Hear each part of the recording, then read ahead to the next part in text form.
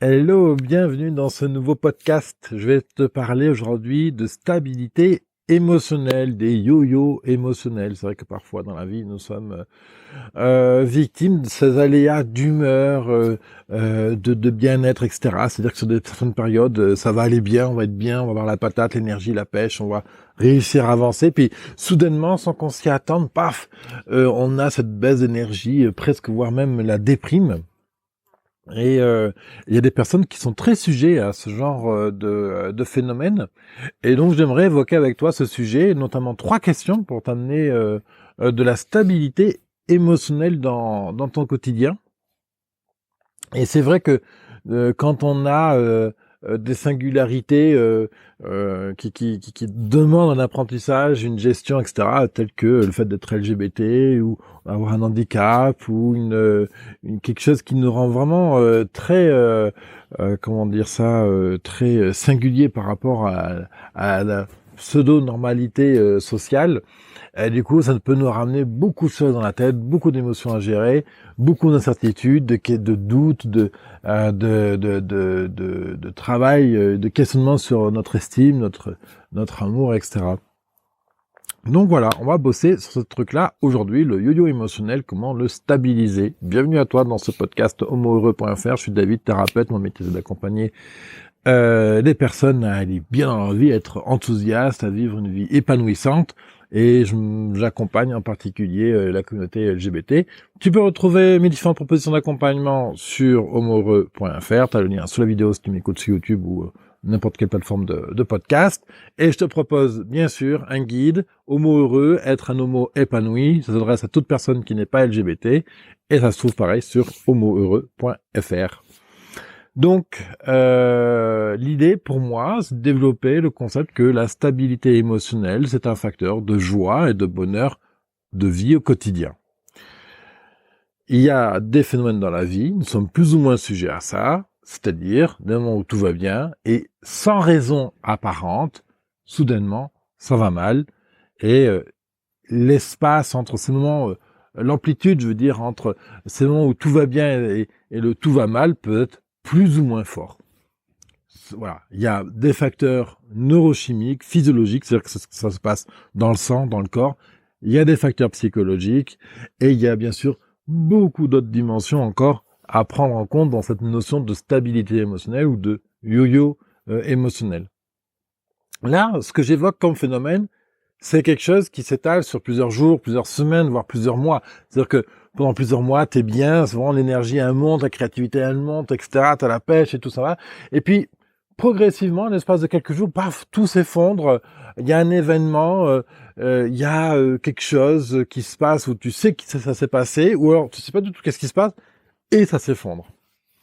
À ne pas confondre avec un autre phénomène qu'on appelle l'ascenseur émotionnel, qui là, lui, va se jouer en général sur quelques minutes, sur quelques heures, la journée éventuellement, où c'est une notion qu'il y a un super événement, très dur ou très joyeux, et juste après, il y a un événement contraire qui vient se produire. Voilà. Typiquement, tu vis un accident de voiture, plus ou moins grave, et juste après, on t'annonce une super nouvelle, par exemple, ou l'inverse, ou alors il y a un événement difficile, et soudainement tu as un gain d'espoir, et puis juste après cet espoir s'effondre. Et là on parle vraiment d'ascenseur émotionnel, hein, on peut le comprendre au premier degré du terme, mais ça c'est vraiment dans un espace-temps plutôt réduit. Là le phénomène que j'évoque, le yo-yo émotionnel, c'est plutôt quelque chose qui est sur du long terme. Ça va bien plusieurs semaines, et puis après, tu te fracasses, on a des dimensions de dépression, par exemple, même, hein, pendant plusieurs semaines, plusieurs mois, et puis c'est compliqué de remonter la pente. Tu es happé par des phénomènes où tu n'as pas envie de bouger, tu n'as plutôt envie de dormir, tu n'as pas envie de faire de sport, tu n'as pas envie de manger, tu n'as pas envie de voir du monde, ou alors tu te mets à détester la société, des choses comme ça. Et c'est des symptômes qui sont très similaires à la dépression. Une phase basse d'instabilité émotionnelle peut être de la dépression, bien sûr, mais normalement, quand on caractérise la dépression, c'est une période et on en sort, et puis après, ça va bien sur plusieurs années, etc., éventuellement jusqu'à ce qu'il y ait un autre événement grave qui se passe dans la vie. Là, tu vois, je parle vraiment d'un phénomène de va et de vient, d'une courbe avec une certaine amplitude tout au long de l'année, et on va aller bien, on va aller mal, on va aller bien, on va aller mal. Et donc, tout l'objectif du travail d'accompagnement que je fais, et c'est le conseil que je te donne là maintenant aujourd'hui, qu'en tout cas je souhaite te partager, c'est la notion d'amener de la stabilité. Comment on amène de la stabilité? En réduisant l'amplitude de cette courbe. C'est-à-dire que si tu as vraiment une courbe, tout va bien, tout va bien, tout va bien, puis je m'effondre, puis tout va bien, tout va bien, le but c'est de vraiment amener l'espace entre le plus bas et le plus haut, réduire l'espace entre le plus bas et le plus haut, je veux dire. Alors évidemment, il y a plein de phénomènes qui peuvent impacter cette stabilité émotionnelle, ce yo-yo émotionnel, les traumas, l'histoire de vie, les expériences, les projets, nos valeurs, nos besoins, les bons moments qu'on vit au quotidien, etc. Il y a un facteur qui permet vraiment de stabiliser, d'amener davantage de régularité dans la vie, c'est ce que j'appelle moi la congruence. Congruence, qu'est-ce que c'est? C'est accorder ce que mon âme, mon cœur, mon corps, mon esprit, etc. vivent avec mes actes. C'est-à-dire que si je pense dans ma tête rouge, rouge, rouge, et que mon cœur dit rouge, que mon corps dit rouge, mettre du rouge dans ma vie. Si mon corps, mon âme, mon esprit, etc. pense bleu, mettre du bleu dans ma vie. En gros, tu penses peut-être à gauche dans ta tête, puis tu vas voter à droite. Ou alors, tu es plutôt contre tel phénomène, et pourtant, tu vas faire partie de ce phénomène-là, etc., etc. On appelle ça la congruence. La congruence, c'est l'accord, c'est l'intégrité que je vais avoir entre mes pensées et mes actions au quotidien. Donc ça, c'est un travail, bien sûr, c'est quelque chose qui s'apprend, c'est de la finesse, c'est de la douceur, c'est compliqué d'être tout le temps 100% congruent dans sa vie, parce que parfois, on est amené à faire des choix qui vont être contraires, mais qui vont faire du bien à quelqu'un de la famille, etc., etc. Je vérifie, il y a un rayon de soleil maintenant, je vais m'assurer que le soleil est bon, quoi qu'il ne gêne pas sur l'image. Évidemment, je peux me connecter. Bon, bref, c'est pas grave, on verra ça plus tard. J'espère que l'image va être bonne et pas trop éclairée par le soleil. Qu'est-ce que je veux te dire? Qu'est-ce que c'est que la stabilité émotionnelle? Je pense que c'est important de l'évoquer. La stabilité émotionnelle, c'est une forme de détachement, c'est une forme de prise de recul, et de voir ce qui se passe dans la vie comme des expériences.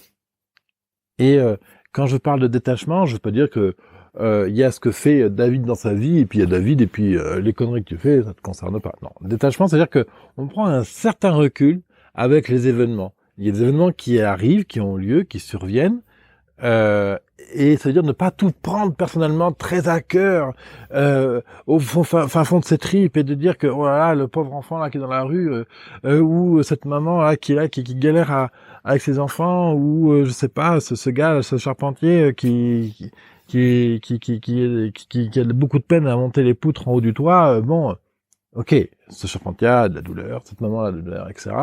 Mais on va pas tout prendre à cœur à fond, etc. On va mettre forme de détachement. Ok, cette personne a de la douleur, ou vite à discuter, etc. Et en même temps, moi, bon, ben, je peux pas faire grand chose là, ici, maintenant, donc bon, si je peux aider, j'aide volontiers, mais là, je peux pas. Voilà, c'est ça, c'est cette forme de détachement. Et pareil, dans les moments de bonheur, etc., c'est fantastique ce truc-là. Alors, tu peux faire le choix d'être complètement emballé par cet événement et surenchérir en faisant la fête, en consommant toutes sortes de substances, ou du coup tout va bien, alors du coup on claque le pognon à tout va, tu vois, on va surenchérir, et donc du coup ben c'est pas un détachement non plus, on vient amplifier des phénomènes qui sont là. Donc c'est, encore une fois, l'idée ce n'est pas d'être dans le jugement, c'est bien, c'est pas bien, parce qu'à partir du moment où je juge, ben je ne suis pas dans le détachement non plus. L'idée c'est juste prendre du recul, on parle de sagesse par exemple, tu vois. Ah, c'est fantastique qu'il y ait cet événement-là. Franchement, j'exulte à l'intérieur, je suis vraiment heureux comme tout. Et je vais en profiter avec moi-même, je vais le partager avec des amis éventuellement, etc. Mais je vais pas surenchérir en faisant la teuf, en ouvrant 50 bouteilles de champagne par exemple.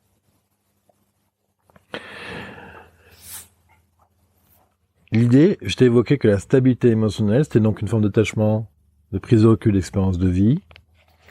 La courbe, elle, on vit donc ces moments de difficulté émotionnelle, de bas, de down, etc. Puis après ça revient, puis ça redescend, etc. Pour lisser cette courbe, pour faire en sorte que cette courbe ait l'amplitude moins forte, et en tout cas pouvoir ne pas être esclave de ces montées et ces descentes.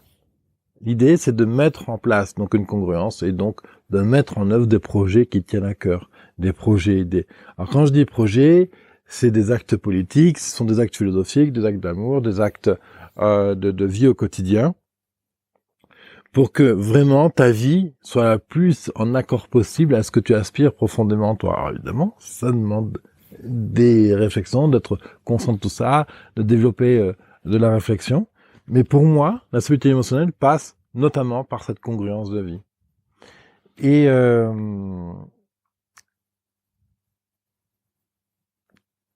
y a un thème fort que je t'évoquais, c'était celui de réduire l'amplitude entre les moments très hauts et les moments très bas. Alors, c'est pareil, c'est un processus, c'est quelque chose que tu vas conscientiser et puis au fur et à mesure développer.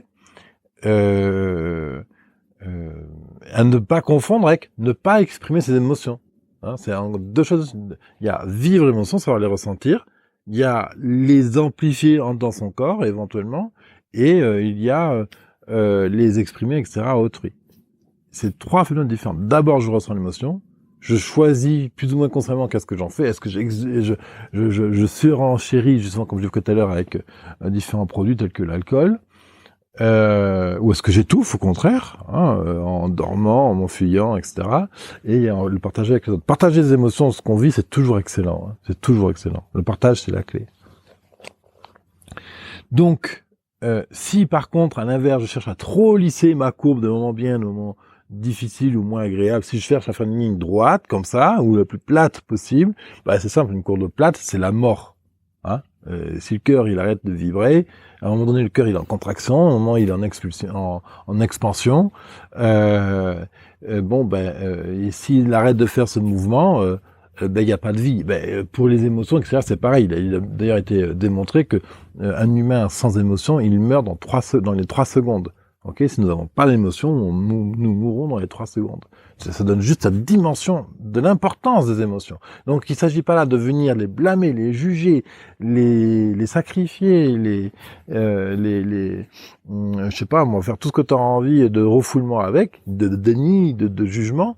Ça n'est pas utile, ce n'est pas constructif. Donc l'idée, c'est juste de gérer l'amplitude, de comprendre les ascensions et les descentes que tu vis.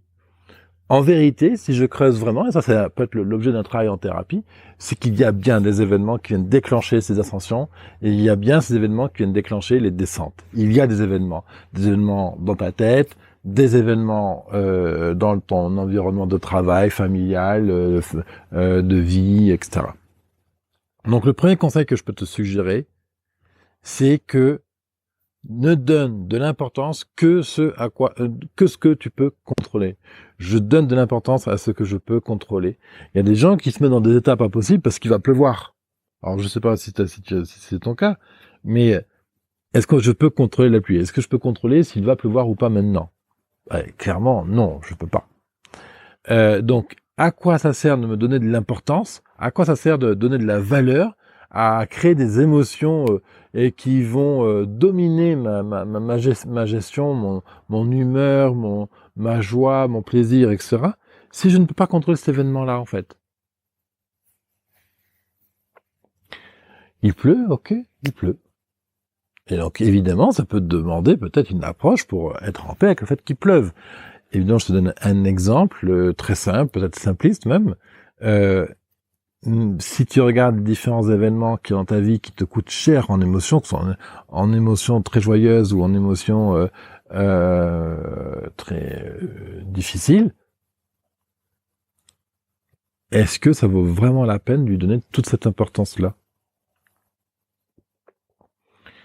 Et une question toute bête pour à prendre du recul justement, et à moins donner d'importance aux événements qu'il y a dans notre vie, c'est de se poser la question suivante. Est-ce que dans une semaine, est-ce que dans un mois, est-ce que dans 6 mois, est-ce que dans un an, je m'en souviendrai encore?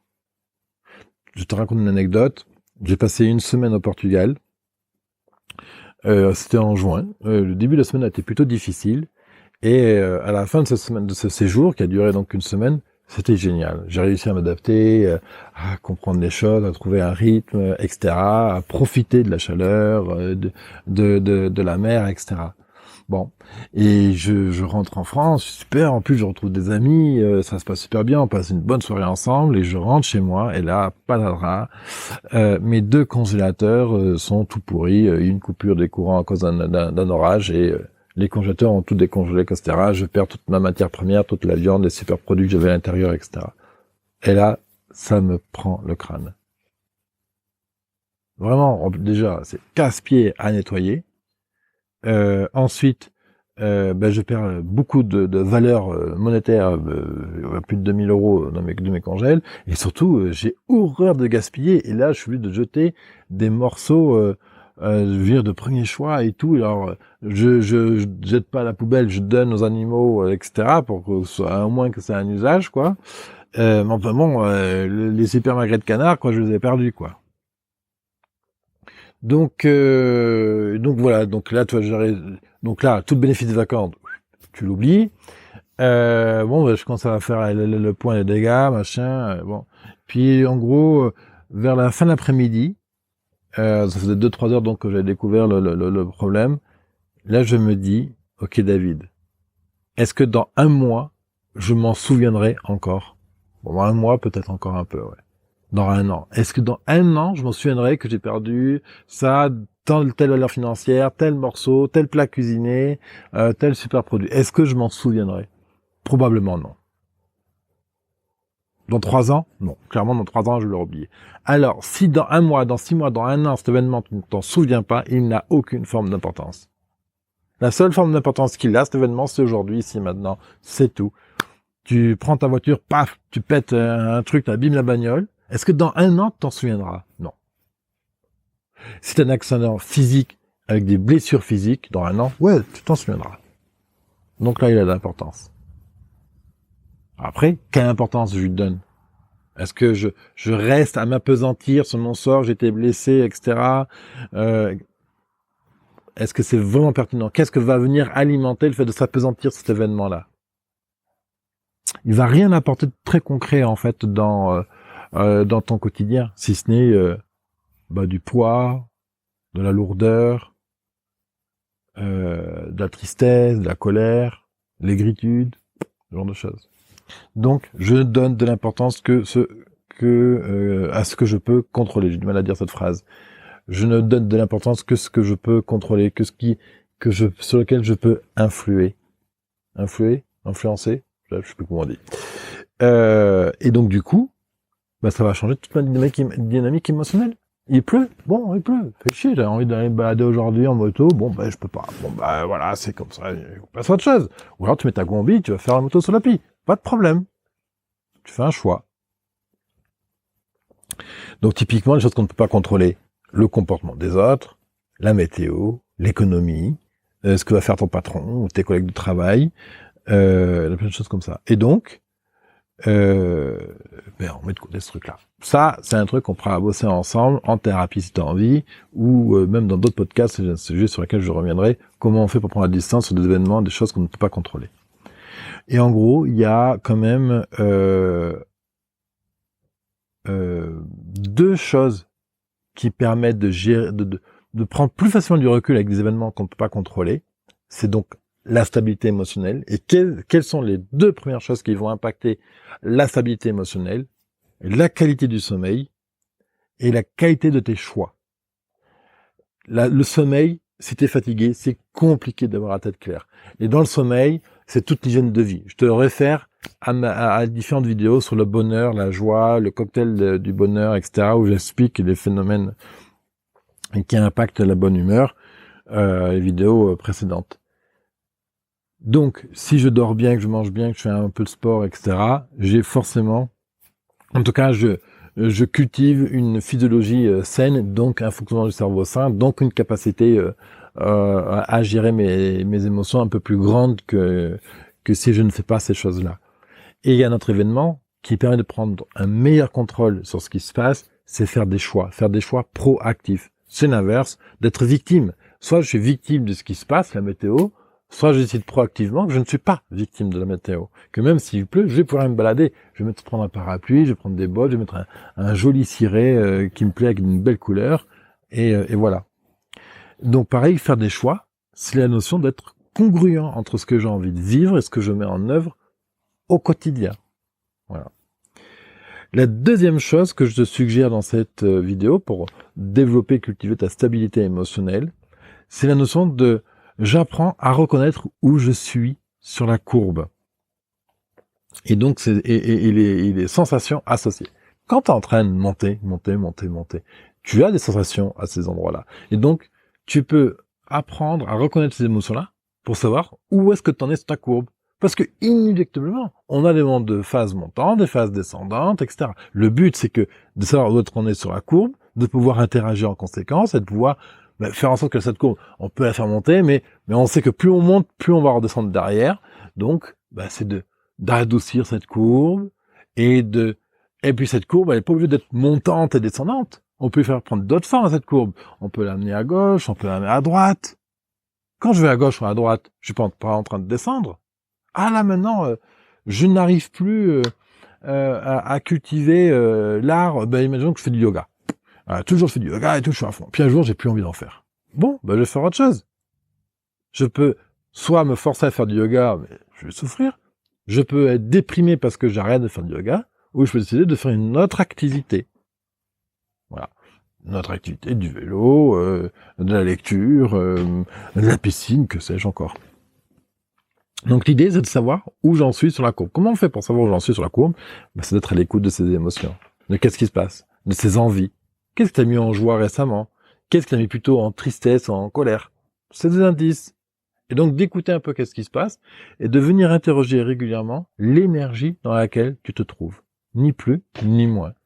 Et avec cette lecture d'énergie, comment je me sens là maintenant? Je suis bien? Je peux bien. Tiens, j'ai cassé aujourd'hui 3 tasses. C'est un signal. C'est un signal que t'es pas ici et maintenant dans l'énergie là du présent.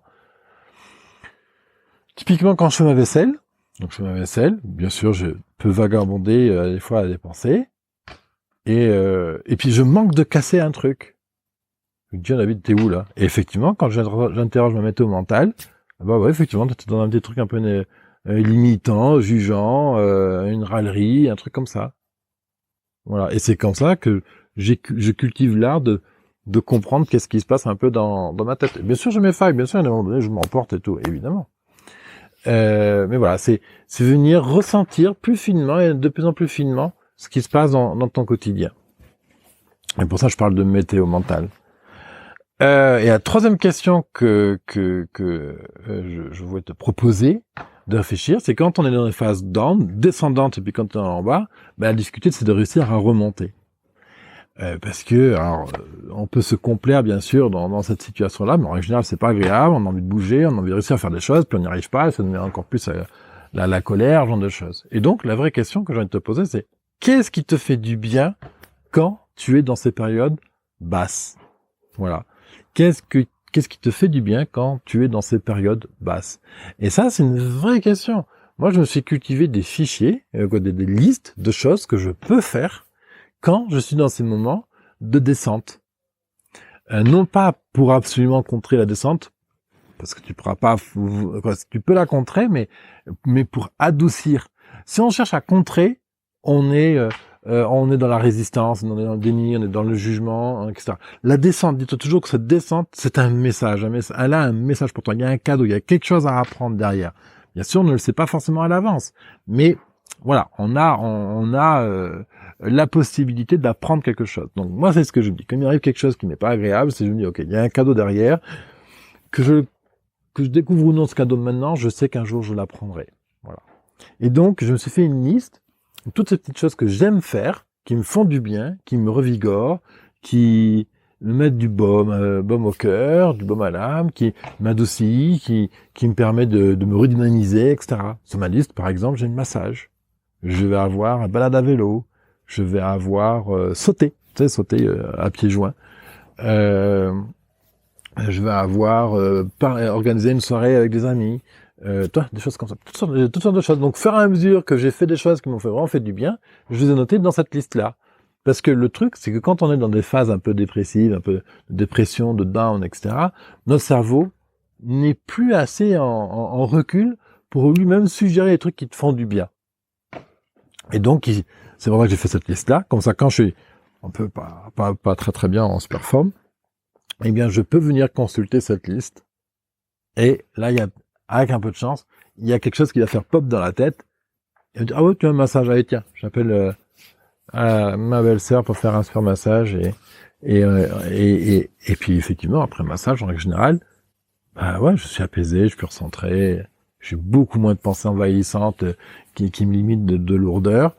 Je peux reprendre un peu de recul sur ma pensée et mettre en place 1-2 actions pour essayer de comprendre qu'est-ce qui se passe, voire même d'inverser cette courbe descendante et pouvoir remonter un peu. Voilà. Et des fois, la clé, bien sûr, c'est l'acceptation de ce qui se passe. Accepter ne veut pas dire rester passif. Voilà pour ce sujet de la stabilité émotionnelle et des yo-yo émotionnels que nous sommes amenés à vivre parfois dans la vie. On est plus ou moins susceptible et fragile par rapport à ça. Et si tu as des questions, quoi que ce soit, je t'invite à me les poser sur cette vidéo YouTube ou en commentaire ou directement par email.